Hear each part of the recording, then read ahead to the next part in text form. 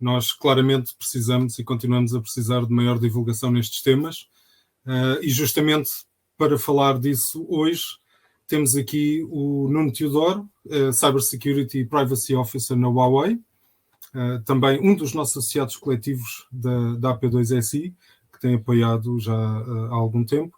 E temos também o David Marques, que é Information Security Manager no Grupo Nabeiro e também um apoiante da AP2SI desde o início e vice-presidente atual da associação.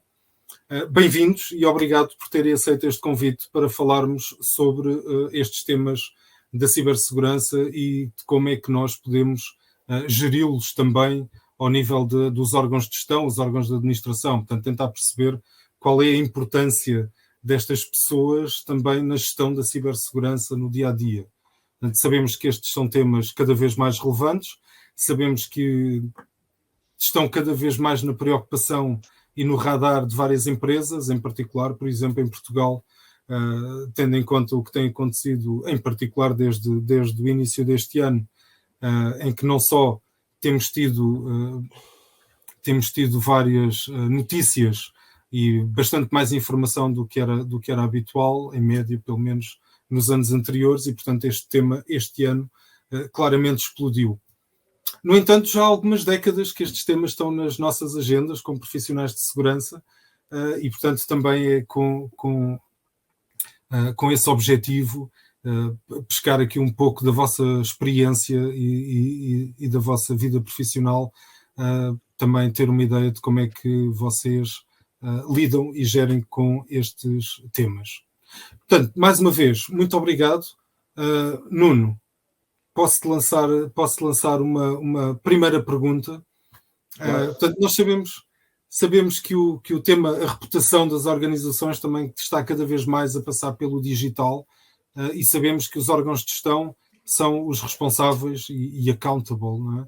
Para gerir as questões de risco nas organizações.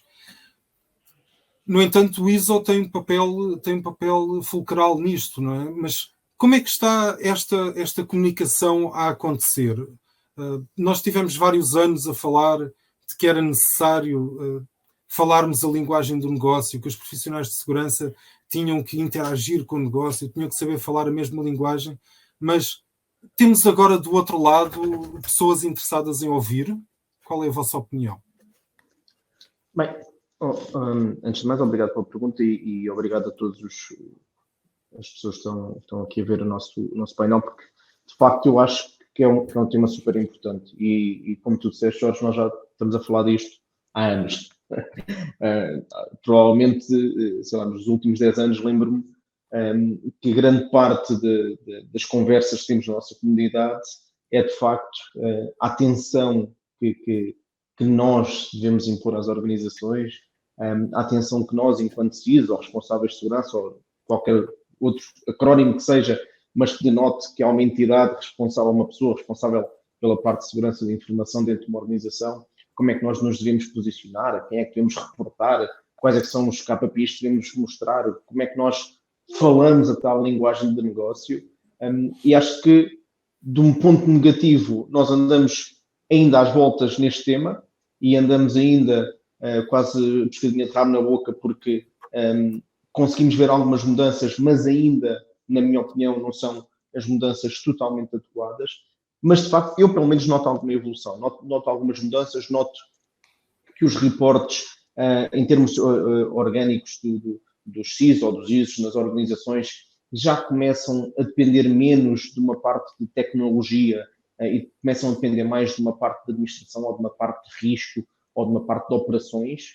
Na minha opinião é positivo porque é muito mais transversal e está muito mais ligado ao negócio de um ponto de vista isento tecnológico, porque no fim do dia nós somos advisors de risco para o negócio. E acho que esse é um ponto muito importante que é, obviamente, depende da estrutura da organização, depende da maturidade, depende do número de colaboradores, depende da dispersão geográfica, depende do negócio, depende de N coisas. Existem uma multiplicidade de fatores que fazem com que nós tenhamos que nos adaptar, mas o que é um facto é que as pessoas que estão responsáveis por segurança de informação dentro de uma organização têm que perceber, ponto número 1, o que é importante para as pessoas que estão a gerir o negócio da organização. Portanto, o top level, o board, a administração, os investidores, etc., né? Porque chegamos até à parte dos investidores, o que é importante para eles? O que é que nós temos que fazer e que apresentar para que em determinados comitês, que nós temos que ter bem montados em termos de governance, com informação bastante relevante e concisa, o que é que nós temos que demonstrar e o que é que nós temos que levar para, de facto, ganhar esse endorsement e ganhar a força que nós precisamos para ter uma perspectiva de empowerment holístico na organização, em todas as áreas verticais dentro de uma organização. E como é que isto se faz? Na minha opinião, faz em perceber muito bem o que é que diretamente impacta financeiramente a empresa e o que é que impacta o negócio numa perspectiva de, se algo acontecer, a empresa para, a empresa perde dinheiro, a empresa tem uma multa, e começarmos a construir indicadores que reportam precisamente isso, porque é a linguagem que a nossa administração vai perceber. E é muito mais impactante nós dizermos temos X certificações que estão em risco de serem renovadas por XYZ, e, portanto, isto impacta os nossos contratos com o cliente ABC, que são contratos de X valor, impacta questões de regulação, impacta a nossa operação em determinado país, podemos perder o licenciamento em determinado país. Isso tem muito mais impacto do que nós irmos lá e apresentarmos um dashboard de gestão de vulnerabilidades do nosso parque informático. Este tipo de linguagem tem que ser adaptado, na minha opinião. E depois fazemos o drill down. Não é? Certo. Nuno, estás a focar temas interessantes. Já vamos voltar a eles. David, temos pessoas mais disponíveis para ouvir? Achas que temos pessoas mais disponíveis para ouvir? Sem dúvida, Jorge. E primeiro que tudo dizer boa tarde a todos os que nos estão a ouvir e agradecer também o convite que foi endereçado. Eu acho que há uma evolução muito, muito positiva, não é? Portanto, comparativamente àquilo que existia, sei lá, e o Nuno mencionou 10 anos, não é? Um espaço temporal de 10 anos. Eu acho que o interesse da gestão de topo para os temas de cibersegurança aumentou muito. Evidentemente não estamos no nível ideal, mas eu acho que num nível comparativo o saldo é muito bom, especialmente, e aí temos que admitir que a mediatização conta muito para isto. Não é? A verdade é essa, não é? A mediatização acabou por ter, não que esses incidentes sejam agradáveis, pelo contrário, mas a verdade é que há um ponto positivo que se extrai disso, não é? Essa mediatização contribuiu para que hoje em dia muitos gestores das organizações estão preocupados com o tema, não é? Não é por nada que, e eu acho que notou-se aqui alguma transformação ao longo destes últimos anos, muitas empresas, quer internacionais, mas também nacionais, começaram a olhar para a cibersegurança de um outro ponto de vista, ao ponto de algumas quererem começar a desenvolver algum tipo de competências próprias dentro da casa para o tema, não é? Em vez de terem uma dependência 100% de fornecedores externos. E isso, na realidade, existindo algum foco, faz muita diferença. Isto, na prática, na minha opinião, é um reflexo do facto das organizações estarem a demonstrar, a gestão de topo, estar a demonstrar muita preocupação em relação a este tema. É evidente que a vontade para ouvir, eu acho que existe, não é? Agora, eu acho que temos aqui um percurso muito grande em termos de comunicacionais, em termos daquilo que os CISOs, os responsáveis de segurança, seja aquilo que for, querem transmitir e aquilo que do outro lado de lá se quer ouvir, não é? E aqui há muito trabalho ainda a percorrer. Mas eu acho que, na realidade, esse interesse por estes temas tem evoluído de uma forma muito, muito positiva ao longo dos últimos anos. E tu agora também focaste um tema engraçado, que é, nós podemos ter pessoas disponíveis para falar sobre o tema, podemos ter pessoas disponíveis para ouvir sobre o tema, mas não quer dizer que gostemos de estar a falar sobre este tema, não é? Portanto, tipicamente, ninguém chega ao fim do dia e diz hoje foi um ótimo dia, não aconteceu nada, a segurança está de parabéns. E, portanto, também existe aqui uma questão de percepção do que é que são os riscos de segurança, daquilo que é a realidade e da forma como a segurança faz parte do negócio, não é? Portanto, isto leva-me aqui também depois à segunda questão, que é como é que nós conseguimos tornar estes temas claros e transparentes para todos, não é? Portanto, nós trabalhamos na área, temos uma percepção do que é que se passa, os representantes dos órgãos de gestão não trabalham nesta área, portanto não é o foco deles, nem se pretende que seja, têm outra percepção da realidade, os cidadãos têm outra percepção, como diz, os mídias têm agora também contribuído para criar uma certa forma de alarmismo à volta destas questões. Como é que nós conseguimos trazer os temas da segurança, torná-los transparentes para todas as pessoas na organização? Porque, ao fim e ao cabo, é um chavão, mas não deixa de ser verdade, a segurança é uma responsabilidade de todos. Não é? Nuno? Eu acho que é precisamente isso. É uma questão de percepção. Não nos podemos esquecer que cada um de nós tem o seu objetivo na unidade de negócio e no trabalho. Nós somos muito parciais a este tema porque nós trabalhamos na área de segurança. Ponto. O setor financeiro da nossa organização pensa assim, não, temos lá os tipos de segurança, eles tratam disso. A malta de RH pensa, não, temos lá os tipos de segurança, eles tratam disso. E por aí adiante, a malta de marketing, a malta de vendas, a malta de operações, etc. Não, os tipos de segurança tratam disso. Quando é precisamente o oposto. Né? Nós somos advisors, na minha opinião, sim senhora, temos diversos tipos de equipas, temos diversos tipos de valências, temos diversos tipos de atuação dentro da organização, mas enquanto não for feito um trabalho muito profundo de alteração cultural na organização, para que a organização perceba como um todo qual é que é a sua parte de responsabilidade individual e coletiva nos temas de segurança de informação, de risco, de compliance, vai ser muito difícil implementar, seja qual for a estratégia, seja quais forem os programas.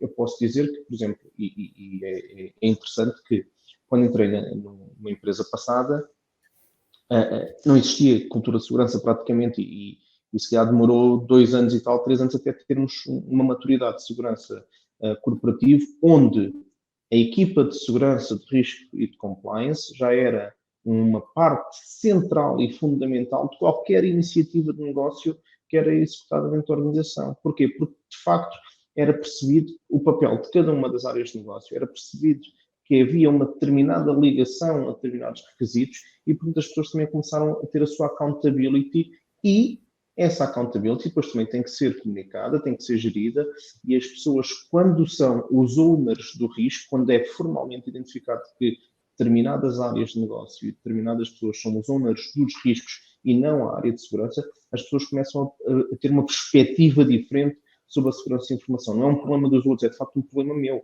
E qual é que é o impacto que isto tem na minha própria área? Qual é que é o impacto que isto tem na minha unidade de negócio? Qual é o impacto que tem em mim, enquanto colaborador da organização?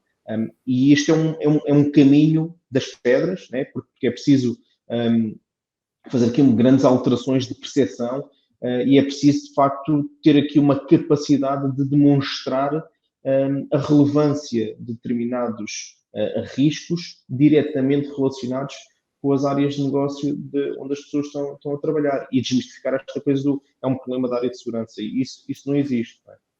Esse é um tema bastante interessante, o tema do ownership e o tema da mudança cultural que nós sentimos necessária nas organizações. Portanto, há uns anos atrás sentíamos um pouco que em algumas organizações, ou em várias organizações, eram os órgãos de gestão e os outros. Portanto, vamos fazer uma política de segurança que se aplica à organização, mas abaixo de um certo nível. Como é que nós estamos hoje, David? Achas que os órgãos de gestão esses representantes, não, os CEOs e os administradores, já participam também de outra forma nos programas de segurança? Já são eles também um driver para a mudança cultural na organização? Eu parece-me que sim, que tem existido essa mudança, apesar de aí parece-me que os níveis de maturidade, pelo menos nas realidades que eu conheci, os níveis de maturidade ainda estão muito baixos. Ou seja, o compromisso com as regras corporativas, não é? Ainda é algo que eu acho que é difícil de atingir, não é? Há aqui um trade-off, não é? Que a gestão de topo tem que fazer, não é? Entre as regras de segurança aplicadas a todos e a usabilidade, e também me parece que, e eu notei isto não apenas num contexto atual, mas em contextos passados, notei que há uma percepção que existe muitas vezes na gestão de topo, que é, ao adicionar segurança, estamos obrigatoriamente a comprometer a privacidade. E passa aquela ideia de que aquelas pessoas da área da segurança, quer dizer, se eu estou debaixo das regras que todos os outros estão, na prática eu estou a comprometer a minha privacidade e a minha informação como gestor de topo é extremamente confidencial. E eu acho que este é um processo que nós também temos que tentar alterar com o tempo.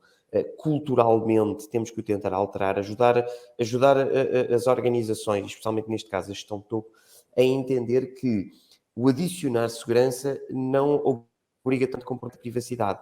Pelo contrário, nós conseguimos adicionar meios para garantir a segurança e, ao mesmo tempo, para garantir que existe a privacidade. Porque se em boa parte conseguimos ultrapassar também esta temática, eu acho que da parte da gestão de topo deixa de haver tanta preocupação e tanto medo de existir este compromisso com as regras e não ser o tal grupo separado da topo e todos os outros, não é? E como o Nuno disse, há um ponto que eu concordo plenamente, não é? As coisas têm que ser claras para toda a organização. E isso é algo que muitas vezes não acontece. Ou seja, por um lado temos as consequências e as recompensas, não é? E eu acho que sou sempre da opinião que temos que ir pelo lado positivo, não é? Não podemos ir pelo lado negativo das consequências, mas na prática temos que demonstrar os dois a par e passo, não é? O que é que nós, como organização e como indivíduos dentro da organização, colaboradores, o que é que ganhamos e o que é que perdemos, não é? Com os nossos comportamentos relacionados com estes temas de segurança. Nunca podemos, logicamente, desassociar esta questão das consequências, das recompensas, daquilo que são os programas de mudança de cultura dentro da organização, de formação, criação de awareness, não é? É fundamental que isto exista, não é? Dentro das organizações, para que realmente se consiga implementar mesmo esta lógica, não é? Que as pessoas entendam que são parte da solução, que não são parte do problema, não é? Não podemos, quer como equipas de segurança, quer equipas da IT, passar esta ideia de que as pessoas são parte de um problema, não são, elas são parte da solução, evidentemente com o awareness devido para conseguirem ser parte da solução.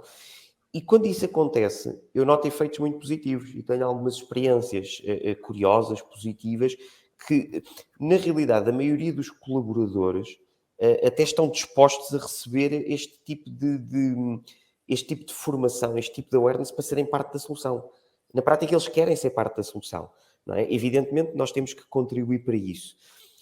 E depois, a todos os outros, lá mais acima na cadeia, eu creio que esta questão de ajudar todos a perceber que há benefícios para a organização e que, na realidade, nós não estamos a comprometer a privacidade de ninguém ao aplicar determinadas regras de segurança, mesmo a grupos, evidentemente, que contêm informação privilegiada, penso que pode ter um efeito muito positivo para esbater esta questão dos órgãos de gestão e todos os outros, não é? Com regras diferenciadas. Isso também disseste uma coisa engraçada. Portanto, faz sentido para conseguirmos de alguma forma também alavancar estas mudanças culturais, faz sentido que, ou vocês disseram, que faz sentido que os órgãos de gestão, que as pessoas que estão nos órgãos de gestão também apareçam como parte do programa de segurança, não é? Portanto, também transmitam a mensagem que vocês estão a ter uma formação, uma sensibilização, eu já tive também, não é? Portanto, estou lá. E agora, e do outro lado, faz sentido aparecer para alavancar as questões da mudança cultural. E esta mudança cultural inclui também, por exemplo, um tema que também já há vários anos que falamos, não quero falar em uma década, mas pelo menos há vários anos, trazer a segurança para o board, trazer a segurança para o centro de decisão. Portanto, nós temos o Chief Financial Officer, temos o Chief Executive Officer, temos o diretor geral, temos o diretor financeiro. Faz sentido estar na mesa o diretor de segurança, o ISO ou o CISO? Nuno? Olha, eu posso dar a minha experiência nos últimos anos. Faz. E todos os comitês depois varia de empresa para empresa, cada um tem o seu nome, depois tem sempre uns acrónimos bonitos, STCs, AGCs, CTPTs, não sei o quê, pronto, cada um tem o seu acrónimo que designa o que quer. Mas nos últimos anos, as empresas onde eu tenho passado e onde tenho visto que, de facto, existe um endorsement da gestão de topo, o CISO está nesses processos de governance recorrentes com o comitê executivo, com a administração, com o board, inclusive também com os investidores. Porquê? Porque não faz sentido viver numa perspectiva isolada. Nós, CISOs, vivemos para apoiar o negócio. Sem o negócio nós não existimos, não temos razão de estar numa organização, não estamos a proteger o vazio. Não, as nossas estratégias, os nossos programas, os nossos investimentos, o nosso ROSI tem que ser calculado com base na sustentação de iniciativas de negócio, que são traçadas pelo CEO, em conjunto com o CFO, com o CEO, com o CTO, com o Chief Legal Officer, com o Chief Compliance Officer. Todas estas entidades têm que se reunir periodicamente e têm que partilhar as estratégias individuais de cada um e perceber como é que as individuais se alinham numa coletiva para onde a empresa quer caminhar. É assim que isto tem que funcionar. Eu vejo isto na empresa onde estou agora, na anterior, na outra anterior. Obviamente, é preciso maturidade. E é preciso esta tal alteração de cultura. Vão-me dizer, então, mas os X estão sempre no board, todas as organizações. Não te chamem board, então, mas chama-lhe um comitê, chama-lhe uma reunião, chama-lhe um corpo de governance ou de assurance que reúne essas pessoas. Não vai ao board, mas o board vem até ele, se é que podemos inverter as coisas. Alteramos um bocadinho aqui a questão. O importante é que haja um alinhamento de estratégias e haja um alinhamento entre o que o CFO acha que se pode gastar, o que o CTO quer ir em termos de direção tecnológica, o que o CEO quer ir em termos de negócio, o que o COO quer ir em termos de direção de operações, o que o CISO precisa de sustentá-los a todos em termos de estratégias e programas de segurança de informação, porque cada um deles vai criar iniciativas que têm que ser alvo de advisor por parte da segurança de informação. E, portanto, só a partir daí é que se derivam os vários programas. Nós não chegamos a uma organização um dia pensando assim, queria implementar aqui um EDR que vi no quadrante Gartner, porque sim. Ou queria implementar um CIEM, ou queria implementar um DLP, ou queria implementar um programa de gestão de crises. Faz sentido, não faz sentido.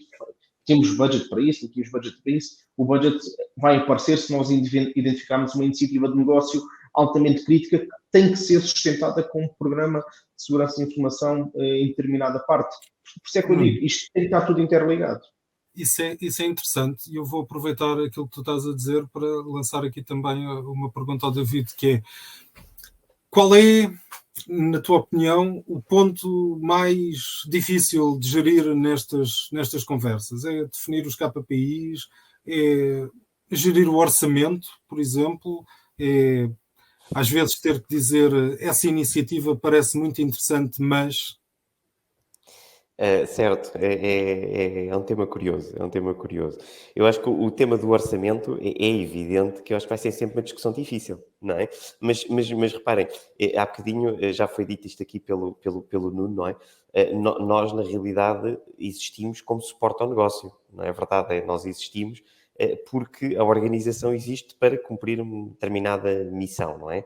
Portanto, todas as direções, áreas de uma organização vão sempre querer fazer mais coisas em termos orçamentais, não é? Vão precisar sempre de orçamento para fazer mais, assim como a área de segurança. E aí não há volta a dar.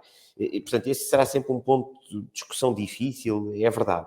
Eu acho que temos que ter aqui duas abordagens a este tema de orçamento, que é, uma é aquilo que é crítico a suportar o negócio, não é? E temos coisas que são críticas, não é?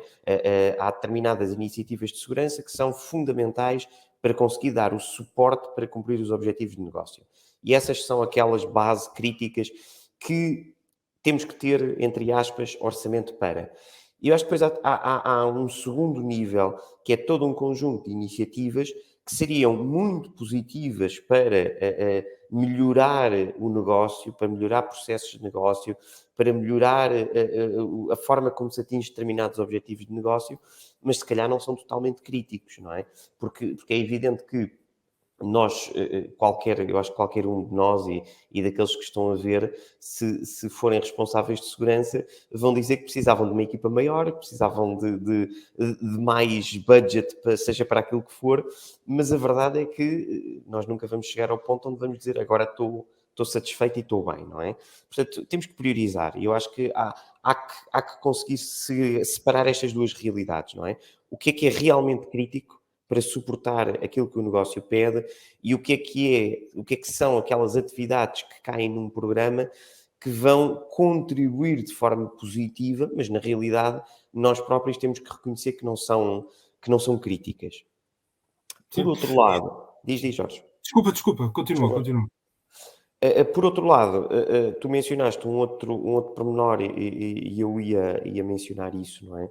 A tal questão da comunicação, não é? Evidentemente que não vamos estar entre pares de segurança, não é? Numa conferência de segurança a discutir horas a fio o tema segurança, não é? Com este tipo de órgãos de gestão, sejam eles quais foram, e o Nuno deu alguns exemplos há bocadinho. Vamos ter um tempo muito, muito limitado, não é? Portanto, nós temos que fugir cada vez mais das questões de tecnologia, não é? Temos que fugir cada vez mais da tecnologia, até porque se falarmos em tecnologia, acho que vamos estar a falar sozinhos, não é? Vamos estar a vender uma percepção completamente errada de segurança. Também não me parece que possamos falar muito em ameaças, não é? Porque eu acho que aí é claro que as ameaças são cada vez mais, etc. Mas não queremos vender a cultura pelo medo, não é? Eu acho que temos que focar os riscos, não é? Riscos e algumas métricas, eu diria que dependendo, evidentemente, do nível de maturidade, riscos, e por outro lado, algumas métricas ou alguns indicadores, se calhar muito simples, não é? Relativamente simples, mas que toda a gente naquele grupo de pessoas entende e que lhes vai facilitar a visão e aumentar aquilo que é a percepção deles sobre aquilo que as equipas de segurança fazem no dia a dia. E eu acho que esse sim é um desafio muito grande que temos pela frente. Conseguir aproveitar muito bem aquele tempo muito limitado que temos para transmitir tudo aquilo que queremos. E isso é um desafio, não é? Não há propriamente respostas milagrosas, como é óbvio.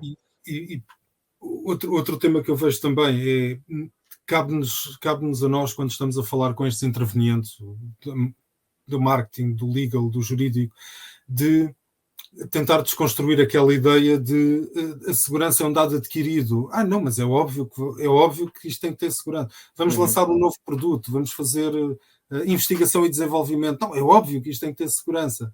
Não, calma, ok, pronto, mas nós temos um conjunto limitado de recursos e, portanto, claro que faz sentido, e eu também sinto isso, que o responsável de segurança esteja próximo do centro de decisões para poder, como diz o Nuno, ser o advisor, para poder lá estar, porque se ele não está, então é um dado adquirido, não é? E todos nós achamos que alguém vai tomar conta do tema. O Nuno, tu falaste em incidentes. Este ano tem sido profícuo em incidentes de segurança nos mídias cá em Portugal, como o David também há pouco estava a dizer. E tivemos vários incidentes e tivemos vários tipos de respostas. Portanto, desde a apologia do terrorismo até respostas mais silenciosas, respostas mais visíveis nos mídias com conferências de imprensa. Estas várias estratégias de gestão do incidente, os nossos decisores estão preparados para serem treinados, porque nós sabemos que o incidente é apenas uma questão de tempo, não é? Portanto, ele vai acontecer. Bem, como é que nós preparamos isto? Tocaste ainda é um tema muito interessante porque nós todos, né, em Portugal, lidámos com estes temas durante os últimos tempos e estamos a lidar. Se tu me perguntares isso de uma forma transversal do panorama português, eu diria que não. Porque é assim, só tens essa maturidade em empresas que também já tenham essa maturidade, em empresas que já tenham uma capacidade de gestão da parte de segurança de informação, com uma parte de gestão de incidentes, com uma parte de escalar para gestão de crise muito bem afinada, que já tenham muito bem preparadas questões de continuidades de negócio, de recuperação de desastres, né? Portanto, que não é, como vocês bem sabem e nós bem sabemos, que não é o panorama geral de Portugal, não é esse o panorama, não é? Se as pessoas estão preparadas para ser treinadas, eu acho que sim, e acho que isto inclusive abriu aqui, para o bem ou para o mal, nós nos últimos tempos, eu pelo menos tenho visto 1001 seminários de gestão de crise e 1001 coisas, de programas de formação, de gestão de crise, de gestão de incidentes, etc. Portanto, pelo menos abrimos aqui esta porta. Se todas as pessoas ou se todos os gestores estão preparados, eu acho que estão preparados para pelo menos começarem a perceber o que é, e pelo menos começarem a perceber como é que se gera uma crise, porque também o viram na prática, como é que isto aconteceu. Mas não é um tema fácil. A questão de gestão de crises, como vocês sabem, ponto número 1, há aqui um tema fundamental, que é, são poucas as pessoas que passaram por um grande incidente de segurança que derivou numa crise e que, portanto, conseguem saber como se gera um grande incidente de segurança que escala para uma crise, para depois conseguir traçar um plano de gestão de crise como deve ser. Porque as teorias são muitas, a prática é outra. Não é? Sim. Só agora para fazer aqui uma gestão de tempo, portanto, também é uma questão de percepção, não é? Quem passa pela crise acaba por ficar mais consciente da questão. David, o que é que achas? Desculpa, Jorge, só fazer aqui um parênteses, só para terminar aquela parte que tu me perguntaste. E, de facto, nós conseguimos ver as empresas que tiveram uma atitude muito vocal e positiva e uma atitude muito negativa, que foi o dizer uma coisa que não era a verdade. Isso é o pior que se pode fazer na nossa área, porque mina a segurança. Sem dúvida. Mina a confiança é o pilar da segurança. David, temos pessoas mais preparadas para serem treinadas e envolver aqui marketing? Eu penso que sim. Eu penso que a disposição para isso mudou com esta questão desta mediatização, porque, na realidade, percebeu-se que um incidente pode facilmente escalar para uma crise. E a crise leva à mediatização e temos que saber como gerir esse tema da mediatização associada à crise. Portanto, a verdade é que eu acho que temos que começar, quem ainda não tem, e eu concordo com o Nuno, na maioria das organizações ainda não tem muita maturidade, até porque muita da maturidade é verdade que vem com a experiência, e a gente espera não ter assim muita experiência neste ponto de vista, não é? Esperamos que isso não aconteça. Por isso eu acho que, em vez de, eu diria que o primeiro passo é, em vez de estarmos muito preocupados com a questão de procedimentos muito complexos de resposta, não é? Até porque depois as crises e o Covid veio provar isso, não é? Muitas vezes os incidentes podem ter contextos que nós nunca sequer imaginámos quando estávamos a desenvolver procedimentos, não é? Portanto, muito mais importante do que desenvolver procedimentos muito detalhados, eu acho que é preciso desenvolver estas equipas, saberem que fazem parte de uma equipa de gestão de crise, saberem quais são os primeiros passos a dar e, eu diria que muito mais importante, e já foi comentado isto, não é? Muito mais importante, se calhar numa primeira fase da gestão de crise, é muito mais importante do que dizer alguma coisa, é saber o que é que não se deve dizer. Porque eu acho que esse é que é o grande problema. O grande problema é que, dado que não existe estes gabinetes montados, as pessoas não estão preparadas para se juntar rapidamente e falar sobre o assunto, são tomadas decisões muito precipitadas. E depois, evidentemente, essas decisões precipitadas levam a que, ou nós, na prática, chamamos o tema de terrorismo e, na prática, só estamos a dizer que o problema não é nosso, afinal é de outro, não é? O que, na realidade, não é. Ou estamos a dar dados que não correspondem à verdade, o que também é pior ainda, não é? Portanto, é preferível treinar as pessoas para perceber o que é que não devem fazer e depois, na altura, decidir o que dizer, do que deixar que a precipitação e estes momentos de, evidentemente, maior stress, maior ansiedade, contribuam para que se passe uma percepção, muitas vezes, completamente errada e que depois vai ter um reflexo muito negativo nas equipas de segurança, não é? Que muitas vezes não têm a responsabilidade direta por essa comunicação, mas vão sentir o reflexo da comunicação que foi feita, não é? Certo. Bem, caríssimos, nós já estamos a aproximar do final, temos 4 minutos e 56 segundos. Uma sugestão de cada um de vocês para os órgãos de gestão, para os administradores, para os CEOs. Algo rápido. Nuno. Eu diria, tenham curiosidade. Quando digo que tenham curiosidade em perceber se tem uma equipa de segurança, o que é que ela está a fazer e se está alinhada com as estratégias da organização ou não. Muitas vezes falta visibilidade, falta transparência e as empresas funcionam em silos, as equipas de segurança funcionam em silos. Portanto, de parte a parte, haver comunicação, haver transparência é o primeiro passo para se conseguir montar um programa e uma estratégia de segurança de informação relevante na empresa. Curiosidade. David? Eu diria, por exemplo, que além da curiosidade era desafiarem as equipas de segurança, se é que existirem, evidentemente, a definirem algumas métricas e indicadores muito simples, que permitam à gestão de topo começar a perceber aquilo que é feito do ponto de vista de segurança. Evidentemente, métricas e indicadores que estão diretamente alinhados com aquilo que existe a nível de negócio. Mas isto pode ajudar a trazer o tema para a discussão do dia-a-dia. Portanto, esse pode ser um bom desafio. Sim.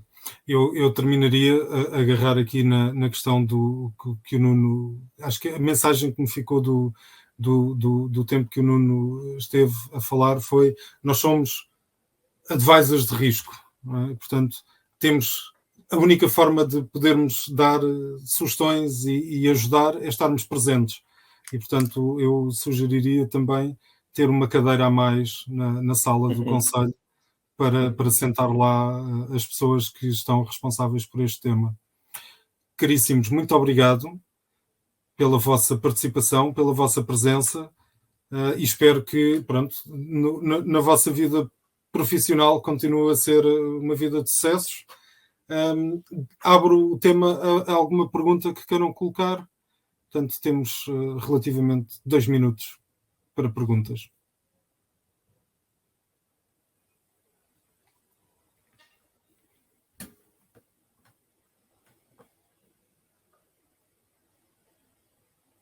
Bem, não havendo perguntas, então, mais uma vez, obrigado por terem estado connosco neste painel da Associação Portuguesa para a Promoção da Segurança da Informação, e contámos com o Nuno Teodoro, responsável de Segurança e Privacidade na Huawei, e contámos também com o David Marques, responsável de Segurança no Grupo Naval. Muito obrigado a todos, tenham uma boa tarde e continuem com a Cyber Cloud and Expo. Obrigado, Jorge. Obrigado, David. Boa tarde, então. Boa tarde, então, a todos.